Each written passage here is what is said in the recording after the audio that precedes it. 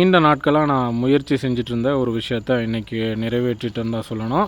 காரணம் என்னென்னா, இந்த குட்டை பறிக்கும் பொழுதே மீன் குஞ்சுகள் வாங்கி விடுற நிலையிலேருந்து அவற்றோட வளர்ச்சியை பதிவு பண்ணணும், நிறைய காணொளிகள் பதிவு பண்ணணும் தான் இந்த குட்டை பறித்தோம்.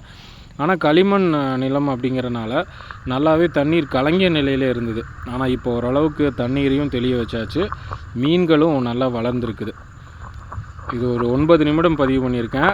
நிறைய மீன்கள் வரும், முக்கியமாக கரிமீன்களும் இடையில வரும். நான் ஒரு 15 கரிமீன்கள் தொட்டியிலேருந்து இறந்துருச்சு பாதி அப்படின்னு சொல்லி மீதம் இருந்ததை உள்ளே விட்டுருந்தேன். அதுவும் நல்லா வளர்ந்துருக்கு. புல்கெண்டை மீன்லேயும் நல்லதொரு வளர்ச்சி இருக்குது. ரோகு மீனும் இடையில வரும். அதுபோக ஆற்றில் பிடித்த சில சிற்றின மீன்களும் வரும். பொறுமையாக அந்த காணொளி பார்த்திங்கன்னா அந்த மீன்கள் முழு அளவில் தெரியும்.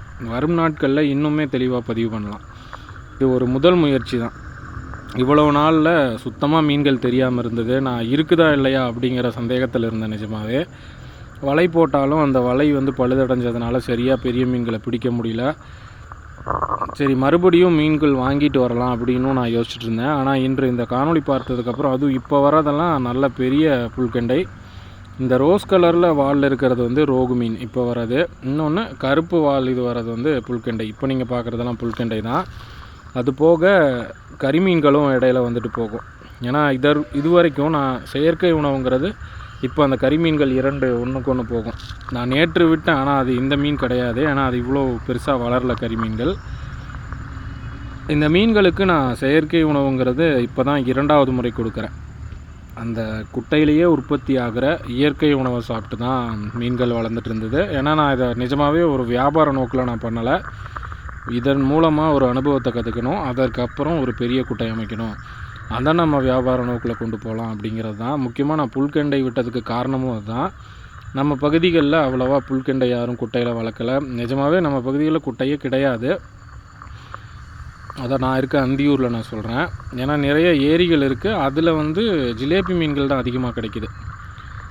இதுக்குள்ளே ஃபிலமன் பாட்ஸ் மீன் கூட இருக்குது. அதுவும் எனக்கு தெரிஞ்சு வரும் நாட்களில் நிறைய மீன் குஞ்சுகளை உற்பத்தி செஞ்சிரும்னு நினைக்கிறேன். நான் மீன் குஞ்சுகள் வாங்கி விடலாங்கிற நிலையில் இப்போ இந்த காணொளி பதிவு பண்ணதுனால இதுவே போதும். ஏன்னா அந்த குட்டையோட அளவுங்கிறது சின்னது தான், 30க்கு 10ங்கிற அளவில் தான் இருக்கும். இது முழுவதும் ஒரு சோதனை முயற்சியில் தான் நான் அமைச்சேன். எந்த ஒரு திட்டமிடலும் இல்லை. சரி, நம்ம ஒரு அனுபவத்தில், அதாவது நம்ம ஒரு விஷயம் பண்ணுவோம், அதில் நம்ம கற்றுக்கிற சரி தவறை வச்சு இன்னொன்று நம்ம தயார் செய்வோம் அப்படிங்கிறது தான் இந்த குட்டையோட முழு இதுவே. ஆனால் நிஜமாகவே நல்லா வளர்ந்துருக்குது.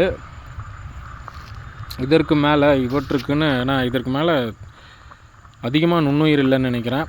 அதனால் ஒரு நாளைக்கு ஒரு தடவைனாலும் இவற்றுக்கு சத்து நிறைந்த உணவுகளாக, அதாவது ரொம்பவுமே அதுக்காக தேவையில்லாத தண்ணீரை கெடுக்கிற உணவுகளை போடாமல் ஓரளவுக்கு நம்மளால் இவற்றின் வளர்ச்சிக்கு உதவுற மாதிரி சில உணவுகளை உள்ளே போடும் பொழுது மீன்கள் இன்னுமே நம்மக்கிட்ட பழகும்.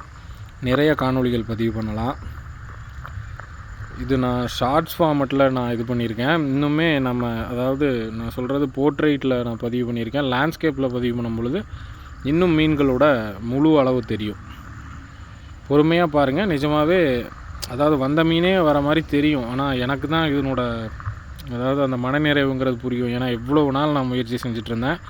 என்னடா அது ஒரு குட்டை பறிச்சிட்டோமே, நம்மளால் மீன்களோட வளர்ச்சியை கணிக்க முடியலையே அப்படின்னு சொல்லி தினமும் பார்த்துட்டு போவேன், மீன் மேல் பரப்பில் இருக்குதா இல்லையா அப்படின்னு சொல்லி. ஆனால் இவை அனைத்துமே நம்ம விட்டுருக்கிறது அனைத்துமே மேல் பரப்பில் நீந்துறது கிடையாது.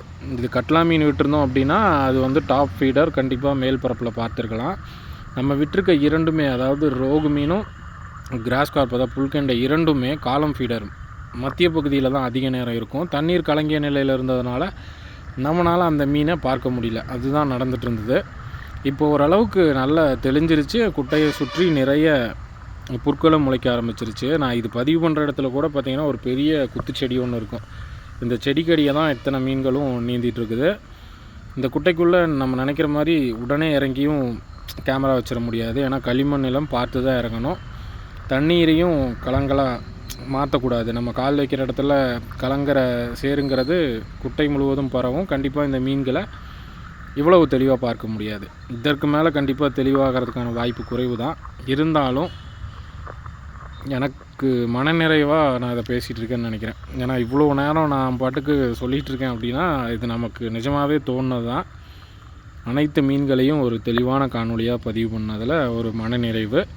முழு காணொலியும் முடிஞ்ச வரைக்கும் பாருங்கள். தொடர்ந்து இந்த குட்டையில் மீன்கள் வளர்கிறதுக்கான அனைத்து பணிகளையும் நான் மேற்கொள்கிறேன். கண்டிப்பாக இது யாரோ ஒருத்தருக்குனாலும் உதவியாக இருக்கும்னு நம்புகிறேன். ஏன்னா எனக்கு இதற்கு முன் குட்டையில் மீன் வளர்த்த அனுபவம் இல்லை. இதன் மூலமாக ஒரு அனுபவம் கிடைக்கிது. அதை வச்சு நம்ம ஏதாவது ஒரு பயனுள்ள செயலை செய்வோம் அப்படிங்கிறது தான். முழு காணொலியும் பாருங்கள். ஏன்னா ரொம்ப பொறுமையாக தான் இதை பார்த்தாகணும். உடனே நம்ம பார்க்கணும் அப்படின்னு நினைக்க முடியாது. ஏன்னா இதற்கு நான் கிட்டத்தட்ட ஒரு 8 மாத காலம் காத்திருந்திருக்கேன். படிப்படியாக தான் மீன்கள் வளர்ந்தது, தண்ணீர் கலங்குது. இந்த மாதிரி நிறைய பேர் மீன் இருக்கா இல்லையா அப்படிங்கிற சந்தேகத்தில் இருந்திருப்பீங்க. இப்போ நீங்கள் பார்க்குற அந்த பெரிய மீன்களில் நிறைய புல்கண்டை தான். கண்டிப்பாக இவற்றை நல்லா வளர்க்கணும். முழு காணொலியும் பாருங்கள்.